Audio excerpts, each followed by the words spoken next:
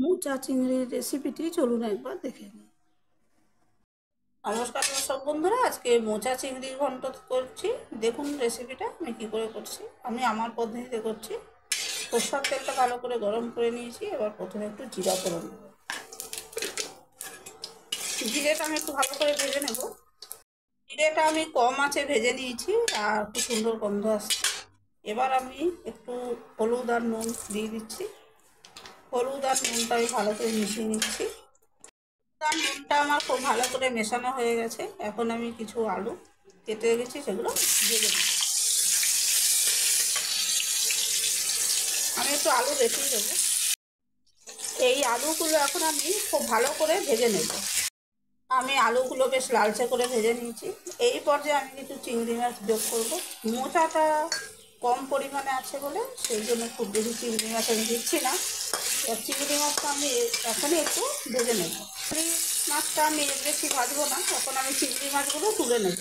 চিংড়ি মাছগুলো ভেজে তোলা হয়ে গেছে। এখন আমি একটা মশলার পেস্ট বানিয়ে রেখেছি, সেটা এর মধ্যে দিয়ে দেবো। এর মধ্যে আছে একটু গুড়, আটা, আদা থেতো করা, ধনে জিরে গুঁড়ো, দারচিনি গুঁড়ো, হিং আর গরম মশলার গুঁড়ো। এই দিয়ে আমি এই পেস্টটা তৈরি করেছি। এবার একটু জল দিয়ে এটা কষিয়ে নেব। এবার আমি বাটিটা ধুয়ে একটু জল দিয়ে দিলাম।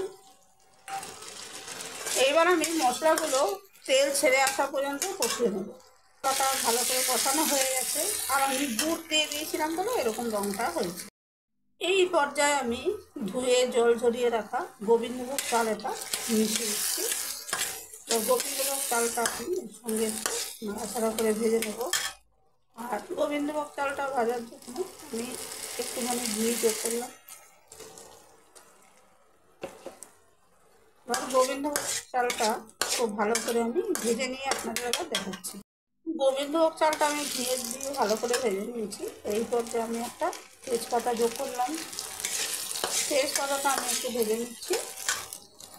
তেজপাতাটা আমি একটু ঘিয়ের সঙ্গে নাড়াচাড়া করে নিয়েছি। এবার আমি মোচা ভালো করে সেদ্ধ করে ধুয়ে একটু দুধ মাখিয়ে রেখে দিয়েছি, ওটা দিয়ে দিচ্ছি। দুধ দিয়ে যে মোচাটা মেখে রেখেছিলাম সবটুকু দিয়ে দিয়েছি। দিয়ে এবার আমি আন্দাজ মতো নুন একটু দিয়ে দিলাম, পরে লাগলে আবার দেবো। এবার আমি এই নুনটা মেশাবার পর মোচাটা খানিকক্ষণ ভেজে নেব। এই গোবিন্দভোগ চাল আর মশলার সঙ্গে মোচাটা আমি কিছুক্ষণ ভেজে নেব। আমি ঢাকা দিয়ে যে মোচাটা কষাচ্ছিলাম কম আছে, তেল ঘি ছেড়ে দিয়েছি। এবার আমি মোচাটা যে দুধ দিয়ে মেখে রেখে দিয়েছিলাম ওই বাটিটা দিয়ে একটু জল দিয়ে দিচ্ছি। এর ফলে ওই যে আমি গোবিন্দভোগ চালটা দিয়েছিলাম যে সেই চালটাও সুসিদ্ধ হয়ে যাবে আর এটা ঝরঝরে হয়ে যাবে। দেখুন ওই যে জলটা দিয়েছিলাম, চালগুলো সুসিদ্ধ হয়ে গেছে, জলটাও কমে এসছে। এই পর্যায়ে আমি ভেজে রাখা চিংড়ি মাছগুলো সব দিয়ে দিচ্ছি। আর এবার আমি এই যে এগুলো দেখছেন জিরা ফোড়ন দিয়ে আলু ভাজার সময় চিংড়িগুলো হয়েছে ওই জিরাগুলো। আচ্ছা, এইবারে আমি চিংড়ি মাছ ভাজাটা যে মেশালাম, মিশিয়ে কয়েক মিনিট আমি একদম কম আছে ঢাকা দিয়ে যাব। আর সেই জন্য ভাববেন না যে চিংড়ি মাছগুলো শক্ত হয়ে যাবে, কারণ আমি আমার টাইমের আন্দাজ হয়ে গেছে। চিংড়ি মাছগুলো একদম নরম থাকবে। আর যখন চিংড়ি মাছ শক্ত হয়ে যাবে সেই তরকারি আর কোনো খেয়ে লাভ নেই। চিংড়ি মাছ থাকবে একদম রান্না করার পরেও নরম, মুখে দিলে মিলিয়ে যাবে। সেইভাবে খুব সতর্ক সযত্ন সহকারে চিংড়ি মাছ দিয়ে যে কোনো রান্না করতে হবে, মানে করা অন্তত দরকার আমার মনে হয়। এবার আমি ঢাকা দিয়ে কম আঁচে রেখে দেবো। আর আমি চিংড়ি পোস্তর একটা রেসিপি শেয়ার করেছি, চাইলে দেখতে পারেন। খুব সহজ কিন্তু ভীষণ সুন্দর খেতে হয়। যারা ইন্টারেস্টেড তারা দেখতে পারেন। এবার আমি ঢাকা দিয়ে এটা কম আঁচে রান্না করবো।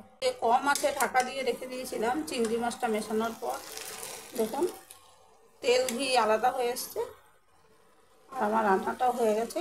ট্রাই করে দেখবেন। মোচা চিংড়ি তো সবাই বাড়িতে করে থাকেন, তবু যারা নতুন আছেন তাদের উদ্দেশ্যে বলছি, আপনারা ইচ্ছা হলে করে দেখতে পারেন, খুব ভালো লাগবে খেতে। আর প্রথমেই আমি ঘি মিশিয়ে দিয়েছিলাম বলে আর আমি শেষে ঘিটা দিচ্ছি না। এই যে আমার রান্নাটা হয়ে গেল। রেসিপিটি ট্রাই করে দেখতে পারেন।